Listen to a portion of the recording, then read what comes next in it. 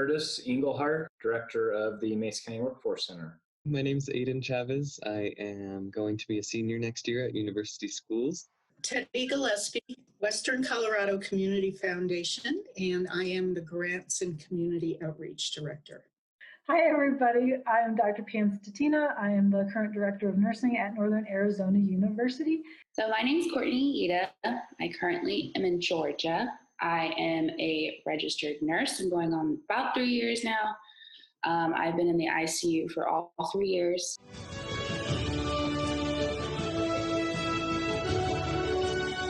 We have had at our school of nursing a little acronym that we've been using, and it's FARR, flexible, adaptable, resourceful, and resilient. You have a certain level of resilience, and now it's been enhanced.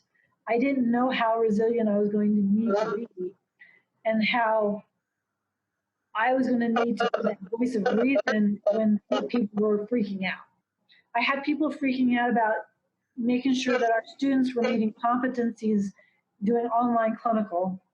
And what does that mean for nursing when they don't get into the hospital as much as they have in the past?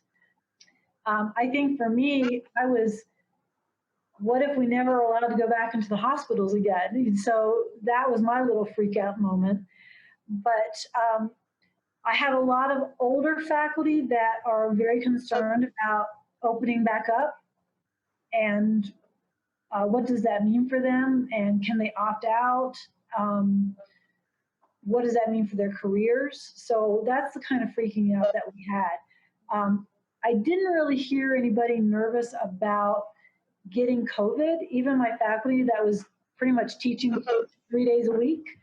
But now that it's a thing and they're forced to go back, or if we go back to in person, that's where I'm starting to hear some worriness. The leadership skills that you have to develop in a pandemic are different than the leadership skills that you need on every day.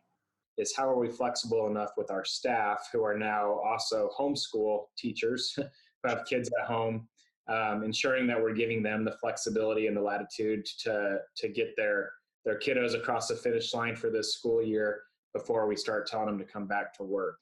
So I'm very optimistic about the future of our workforce, even though this COVID pandemic has put a little bit of a curveball in it.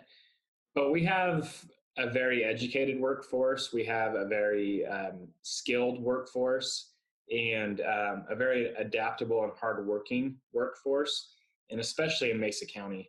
And that's been proven time over time through the booms and busts of the oil and gas to the Great Recession. We're always adaptable and resilient, and always willing to learn new things. Transferable skills have been huge in Mesa County, and people are open-minded to trying new things. If one industry shuts its doors and there's another opportunity elsewhere.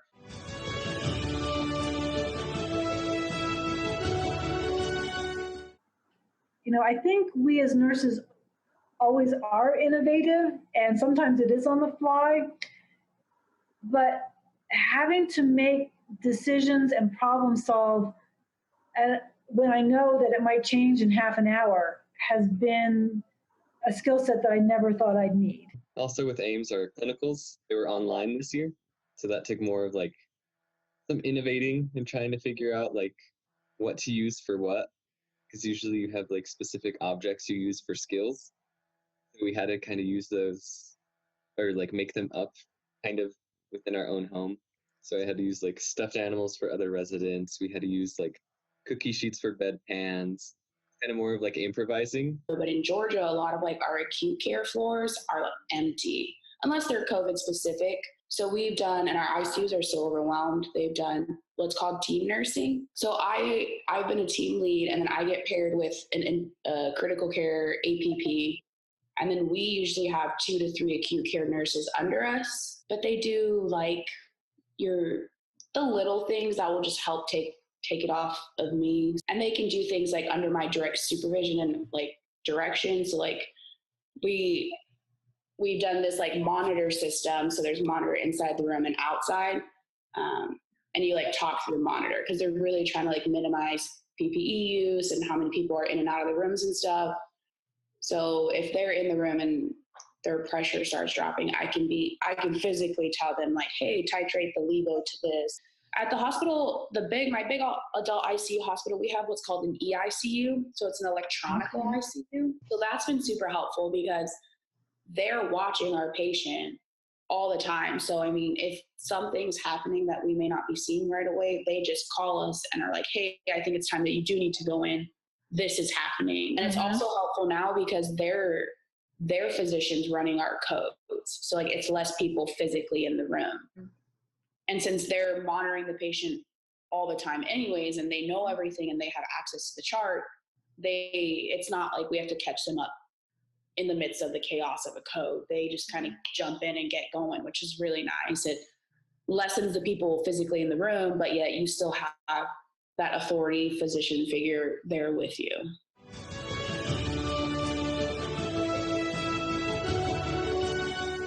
I think that was pretty surprising, just like how quickly it escalated and like how much it's become a social norm now to where like, oh, we have to wear our masks or don't forget your masks, to where that's kind of like an essential thing you take with you, almost like your keys or like your wallet. You forget it, you're like, oh, shoot. A crazy situation that's happening right now. And it's something we've really never seen. But I feel like it's also a learning experience for everybody because nobody quite saw this coming until it was already there. So we just had to adapt and readjust a little bit. Yeah. Yes, it's taken away a lot of things that I was planning on doing, but it's also given me a lot. It's given me like more perspective of not taking things for granted. I have started working in healthcare like already. So honestly, it wasn't as bad as an experience as I thought it was going to be. At first, I'm not going to lie, I was kind of scared, but after a while, I realized that you're helping people that can't necessarily help themselves. And that's something that means the world to me. And I want to continue that.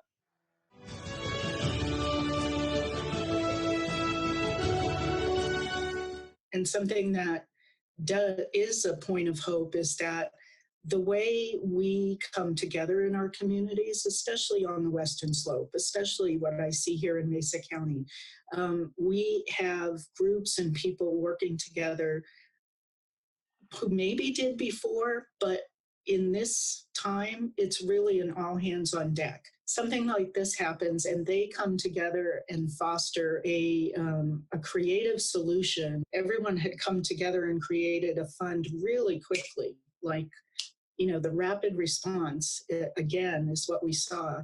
We can make grants out of the fund. We are community foundation, 2 nonprofits that are providing food in the community. But the way they're doing it is purchasing food from our locally owned restaurants who can provide either big family style meals for something like the Joseph Center where they feed 30 to 40 people a day, in people who are struggling with things and often are the recipients of the canned food that you didn't want out of your cabinet or, just really not, to suddenly have the opportunity to feed them a meal from one of our restaurants and then benefiting those restaurants who are 70 to 80% down because of they can't do their dine-in option. That's a win-win for the community.